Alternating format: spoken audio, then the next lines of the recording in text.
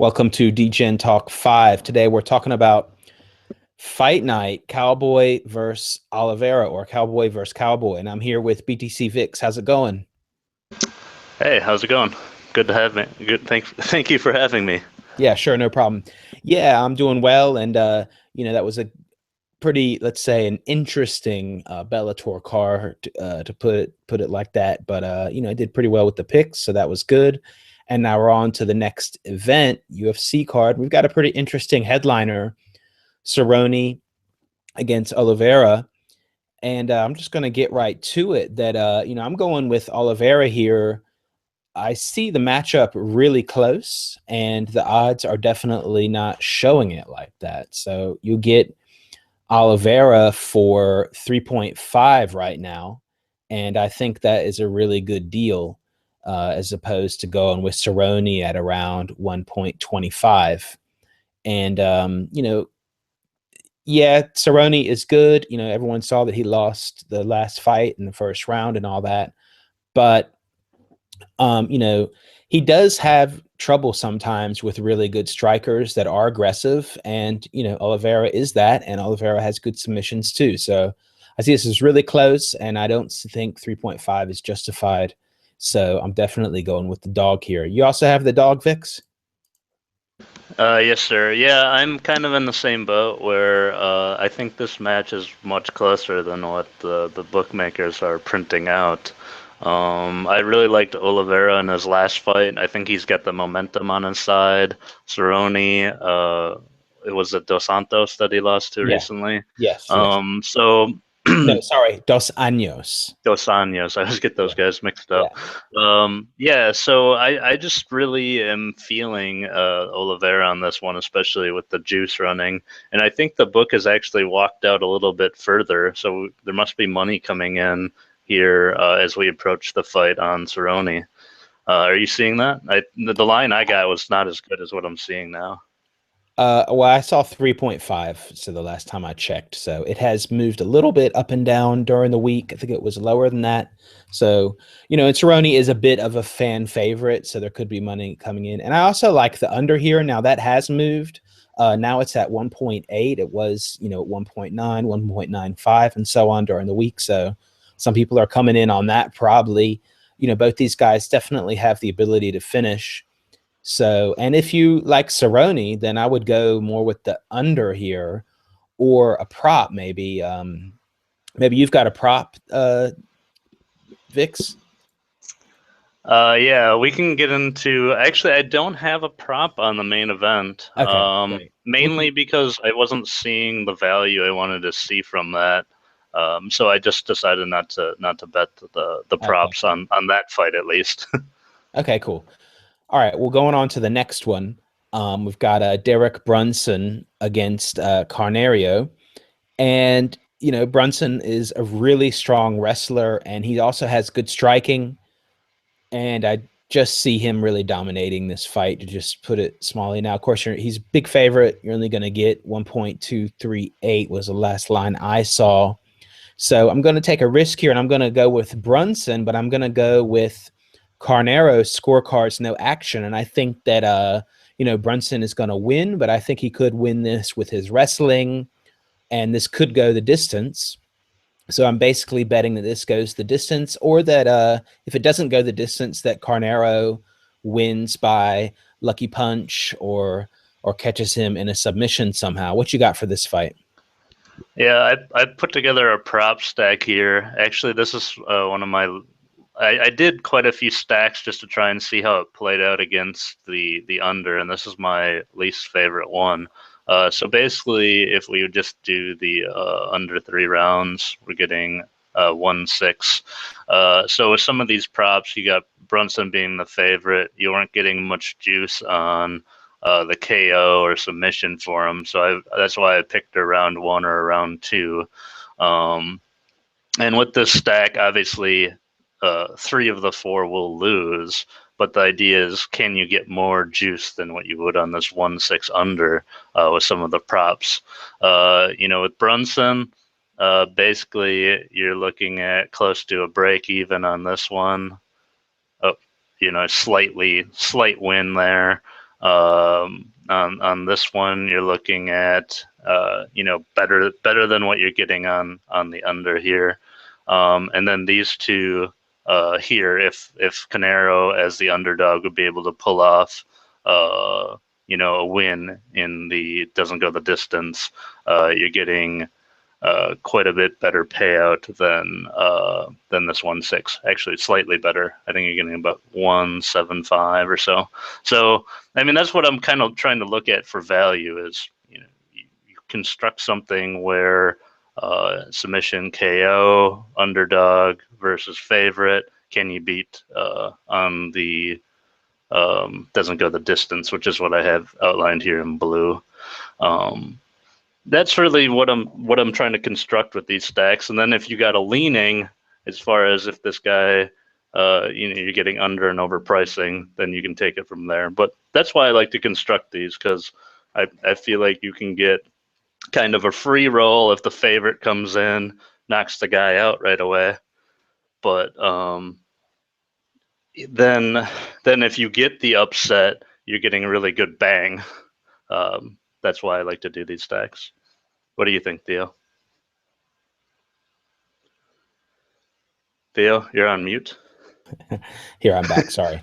I was just amazed at all the props. No, I'm just saying, yeah, I think that that's one way to do it. I mean, that's a little bit more risky, or a little bit more, than I'm doing this time. But, yeah, that's definitely on some of the props. You can definitely find some good value. And, if you think it's not going to go the distance, then you could, go if for maybe sometimes better value is than just to take KO and submission on some of the guys, rather than saying not in the distance. So, for example, so it just depends on, I'm doing a combination. I mean, I think that, for example, as far as, I'm also handicapping it. I'm also looking at the fighters. I'm not just looking at the numbers, but as far as, like the main event, I think the numbers are really whacked out on that one. And, as far as, the Brunson one, I think the bookmakers have it right. I mean, he is a big favorite. And on the next one, Cody Garbrandt, I think they're also right. But again, I did the same thing where I think that Garbrandt is going to win by decision, because he's a pretty technical boxer, striker. And I think he's going to keep his distance and, try to pick Mendes apart.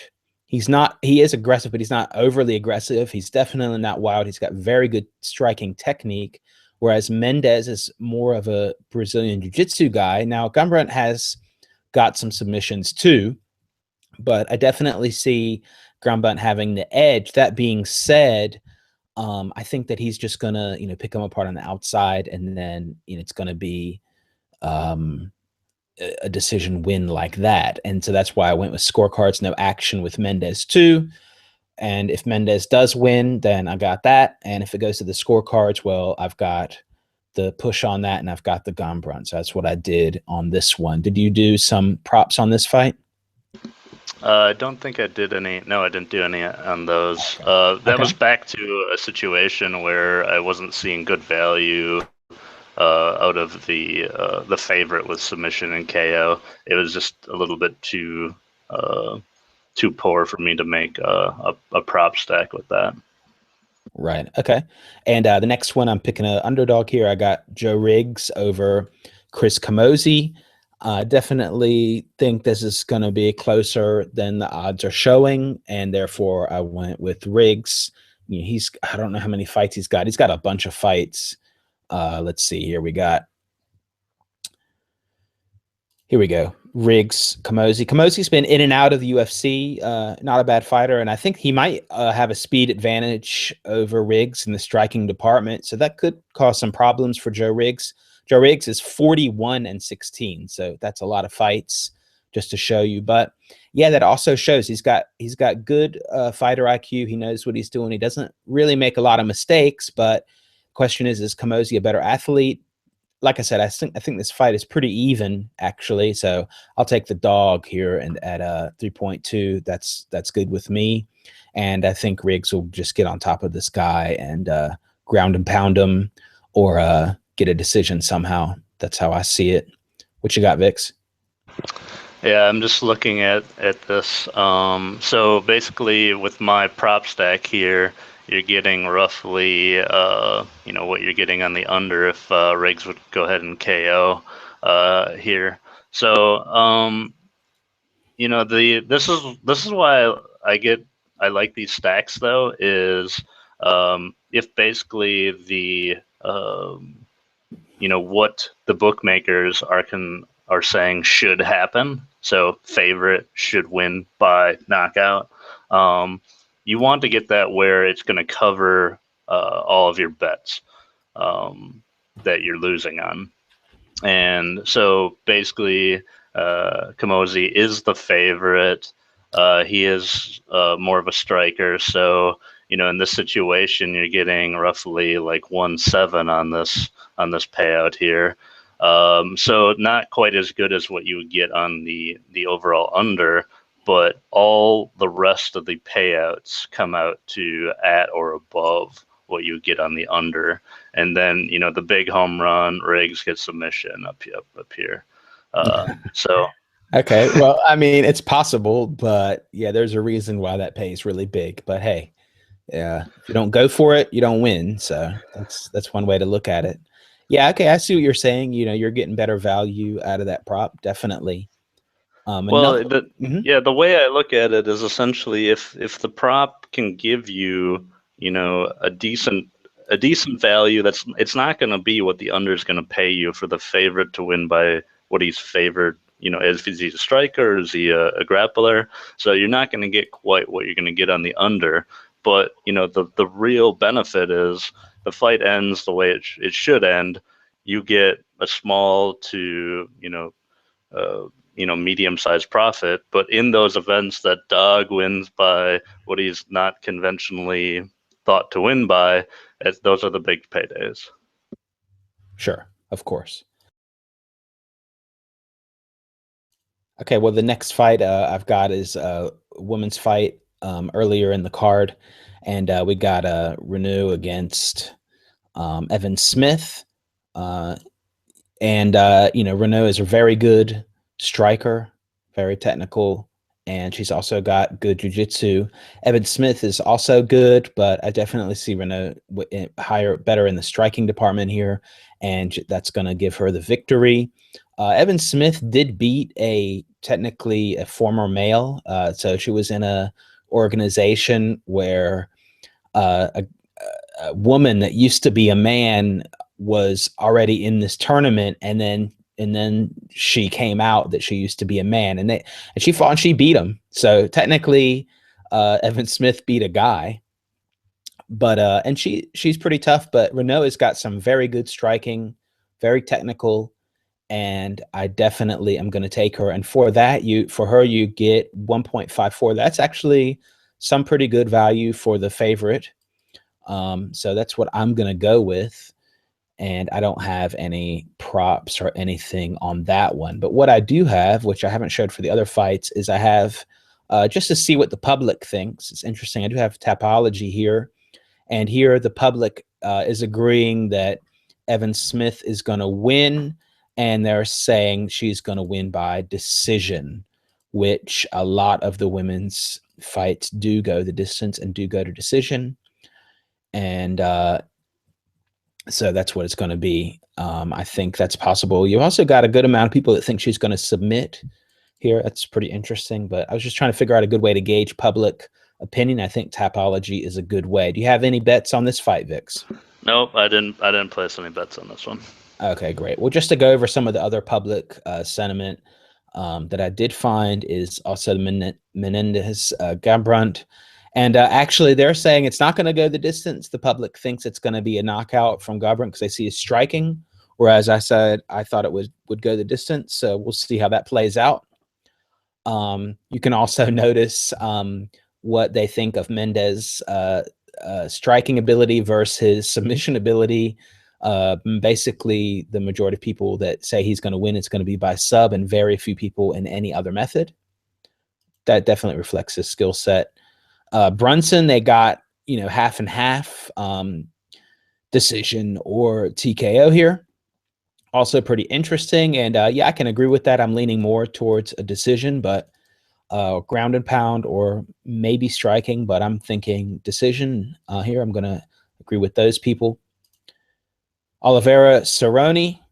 And you can see, yeah, people like both these guys striking. Striking is, people think this is going to be whoever's going to win. It's going to be by striking, and some people think submission. So there, people are thinking a finish here, and so I definitely agree with that. But we've got a big split here, 10% to 90% over at Tapology. MMA share is also saying 76% for Cerrone here. So just a quick overview of what the public is thinking about these fights. I got for you, Vix. You have any other crazy prop bets for this show? No, and I just wanted to clarify that I'm really not even looking too much at kind of the fighters as far as their like as their history and kind of drill down into that. I'm basically just trying to construct more value than what I'm getting for um, a under, goes or within the distance kind of bet. And that's really what I was looking at doing with these prop bets. Some aren't as good as I initially thought they were, so we'll kind of see it play out. I'm still trying to play around with this to get max value. Definitely. Yeah, everyone's looking for value, and I definitely agree with your idea. I guess I just look for, what underdogs in the card are worth it, in my opinion, to take a look at. And this time it's Riggs and Oliveira. And then as far as the favorites, yeah, you could do, under over rounds, or you could take a prop like you did. So I want to thank everyone for watching. I hope that you have best of luck to you on your bets. If you agree with us or if you're going to fade us, that's cool. Come check us out in the Telegram sports betting group. Love to see you. Talk to you soon.